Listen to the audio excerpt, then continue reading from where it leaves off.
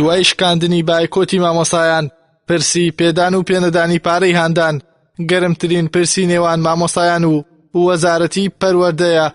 لە تازەترین لێدوانیشیدا وەزیری پەروەردە ڕایگەیاند گفتوگۆیان لەگەڵ وەزارەتی دارایی کردووە بڕیاریشە خشتەیەکی نوێ بۆ پێدانی پارەی هاندانی مامۆستایان ئامادە بکرێت. حکوومەتی هەرێمی کوردستان وەکو هاندان دەیدات هیچ مانگێک لە 14 میلیارد کەمتر نییە، پارەیەکی زۆرە بۆیە ئەوەی ڕێکخراوی جیائزێ جارێک بووتەوە 4 میلیۆن و 800,000 دۆلار. ئەوەی هاندانەکەش بەڕاستی خەرەر لە قائیمەکان هەبوو. ئومێدەوارم بتوانین قائیمەکان ڕێکتر بخەین و حکوومەت ملتەزیمە بەوەی پارەی هاندانی مامۆستایان لە 1/12 بۆ مامۆستایان حساب بکات. بە پێی وتەکانی وەزیری پەروەردە بێت کۆمەکی ڕێکخراوە نێودەوڵەتیەکان کە بڕی 4 میلیۆن و 800,000 دۆلار بوو و حکوومەتی هەرێمیش بڕی 14 میلیارد دیناری بۆ هاندانی مامۆستایان تەرخان کردووە. بەڵام مامۆستایان پێیان وایە نەعەدالەتی لە دابەشکردنی پارەی هانداندا هەیە و تەنها بەشێک لە مامۆستایانیش پارەکەیان پێدراوە.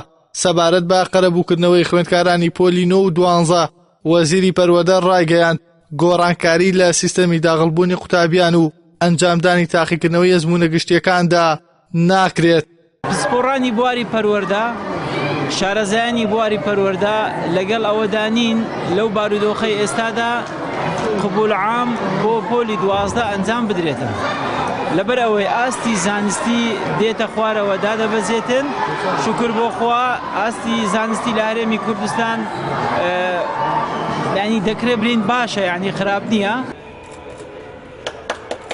هەروەها بەشێکی دیکەی سەردانەکەی وەزیری پەروەردە بۆ شاری سلێمانی بریتی بوو لە مەراسیمی کردنەوەی 5 بینای قوتابخانە لە شارەکەدا و نوێنەری ڕێکخراوی نەتەوە یەکگرتووەکانیش لە هەرێمی کوردستان ڕایگەیاند ڕێکخراوەکەیان ئەرکی تەواوکردنی بینای 27 قوتابخانەی لە ئەستۆ گرتووە و کە 5یان لە شاری سلێمانیدان. هەروەها وتیشی بەردەوام دەبن لە هاوکاریەکانیان بۆ کەرتی پەروەردە لە هەرێمی کوردستاندا. ئیحسان سابیر، کەناڵی ئاسمانی پەیام، سلێمانی.